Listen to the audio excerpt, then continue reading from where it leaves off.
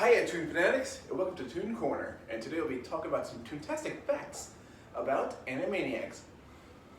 For this list, we'll be talking about some stuff related to the show, its voice actors, animators, and more.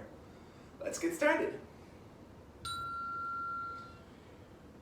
When Tom Ruegger and his crew started promoting the show Animaniacs, one of the things they did is that they had a inflatable balloon of Yakko, and they placed him on top of the Warner Brothers water tower.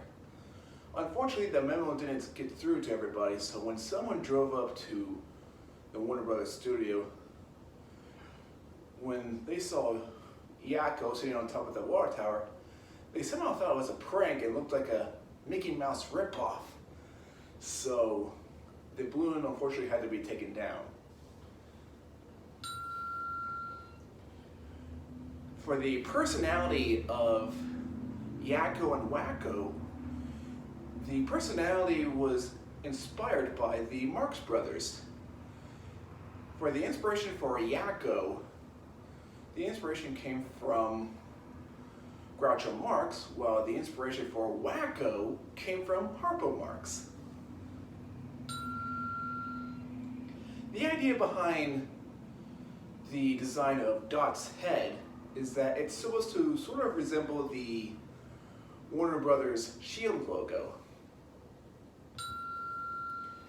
When Jess Harnell was trying to come up with a voice for Wakko, he tried a lot of celebrity impressions. He did a celebrity impression of Elvis, and also he did the impressions of different members of the Beatles. Once it got down to the Beatles, they decided to go with Ringo Starr. And so what Jess did is he took Ringo Starr's voice and made it a little pitch higher. That way Wakko could still sound young.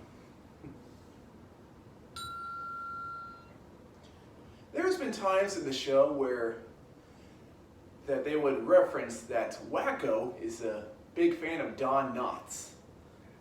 In case if you didn't know who Don Knotts is, he is a comedic actor well known as playing Barney Fife in the live-action sitcom The Andy Griffith Show, and as Henry Limpet in the live-action animated movie The Incredible Mr. Limpet.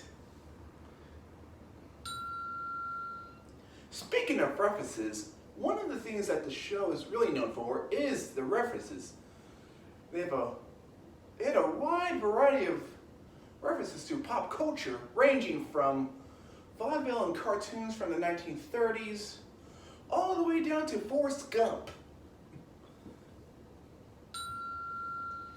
Besides references, one of the things that Animaniacs have done is they also did some parodies. They did a parody of Betty Boop and Fats Albert, and they also did a parody of the live-action sitcom Friends. For the design of Pinky and the Brain, the inspiration actually came from a couple of animators named Tom Minton and Eddie Fitzgerald. Basically, they're caricatures. Brain is a caricature of Tom, while Pinky is a caricature of Eddie. Nathan Ruegger is not only known for as the voice of Skippy, but he's also known as the son of Tom Ruegger. So whenever Skippy is supposed to laugh, if Nathan didn't provide a really convincing laugh, Tom would actually go in the middle of a voice recording session and tickle Nathan until they get out the most convincing laugh that they possibly can out of Nathan. Animaniacs is the second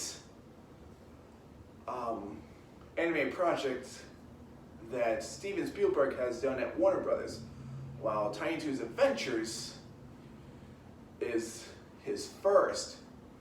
Basically, what he does with different projects at Warner Brothers is that he was more of like a Walt Disney. He would go to storyboard meetings, and sometimes he would check out like how the voice recording session is going, and basically he just gives out approval.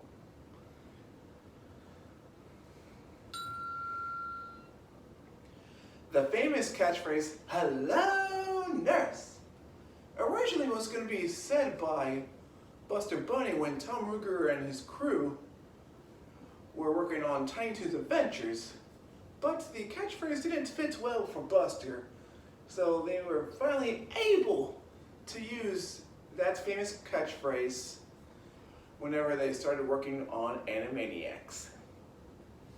And the question today is, what Toontastic fact about Animaniacs were you surprised about? Just let me know in the comment section down below. Feel free to leave any requests. And I'll see you next time in Toon Corner.